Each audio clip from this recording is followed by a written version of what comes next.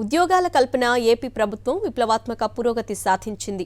అధికారంలోకి వచ్చిన 4 నెలల్లోనే కొత్తగా 1,25,00,000 ఉద్యోగాలు సృష్టించి భర్తీ చేసింది. కాంట్రాక్టు ఉద్యోగులను రెగ్యులైజ్ చేయడంతో పాటు ప్రతి గ్రామ వార్డు సచివాలయాల్లో 10 మందికి పైగా శాశ్వత ఉద్యోగాలు కల్పించింది.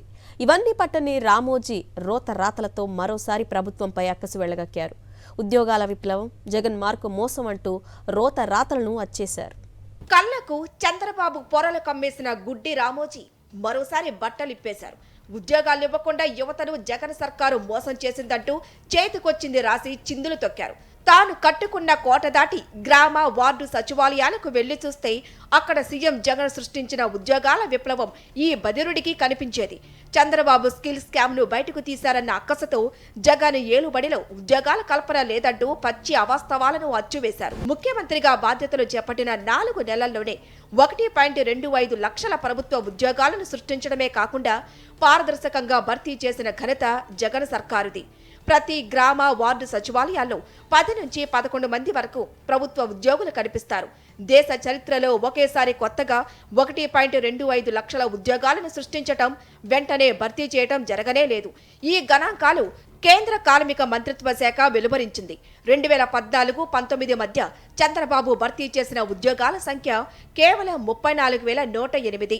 చంద్రబాబు దిగిపోయే మే 2019 నాటికి మొత్తం ఉద్యోగుల సంఖ్య 3,97,123 మాత్రమే. ఇప్పుడు వైఎస్ జగన్ హయాంలో శాశ్వత ఉద్యోగులు, కాంట్రాక్టు ఉద్యోగులు, అవుట్ సోర్సింగ్, ఇతర ఉద్యోగులు మొత్తం కలిపి 6,38,087 మంది ఉన్నారు. వైద్య ఆరోగ్య రంగాన్ని చంద్రబాబు గాలికి వదిలేస్తే వైఎస్ జగన్ సర్కారు 53,466 ఉద్యోగాలను భర్తీ చేసింది. స్కిల్ పేరుతో చంద్రబాబు దోపిడీ అంతా ఇంతా కాదు. కోట్లాది రూపాయల నిధులు తన వారి ఖాతాల్లోకి మళ్లించేశారు. కానీ వైఎస్ జగన్ ప్రభుత్వం 175 శాసనసభ నియోజకవర్గాల్లో కనీసం ఒకటి ఉండే విధంగా మొత్తం 192 స్కిల్ హబ్స్ ను ఏర్పాటు చేసింది. ఇక్కడ లెవెల్ 4 లోపు కోర్సుల్లో శిక్షణ ఇస్తున్నారు. ప్రతి పార్లమెంటు నియోజకవర్గానికి ఒకటి తక్కువ కాకుండా మొత్తం 26 స్కిల్ కాలేజీలను ఏర్పాటు చేసింది. హై అండ్ టెక్నాలజీలో శిక్షణ ఇవ్వటానికి తిరుపతిలో 50 ఎకరాల విస్తీర్ణంలో స్కిల్ యూనివర్సిటీలను ఏర్పాటు చేస్తోంది. అంతర్జాతీయ ఉపాధి అవకాశాలు రాష్ట్ర విద్యార్థులు అందుకునే విధంగా స్కిల్ ఇంటర్నేషనల్ పేరుతో ప్రత్యేక శిక్షణ ఇస్తోంది. ఇందుకోసం పలు పరిశ్రమలు విదేశీ సంస్థలతో ఒప్పందం చేసుకుంది. ఏపీఎస్ఎస్డిసి ఆధ్వర్యంలో నైపుణ్య శిక్షణ కోర్సులను అందిస్తోంది.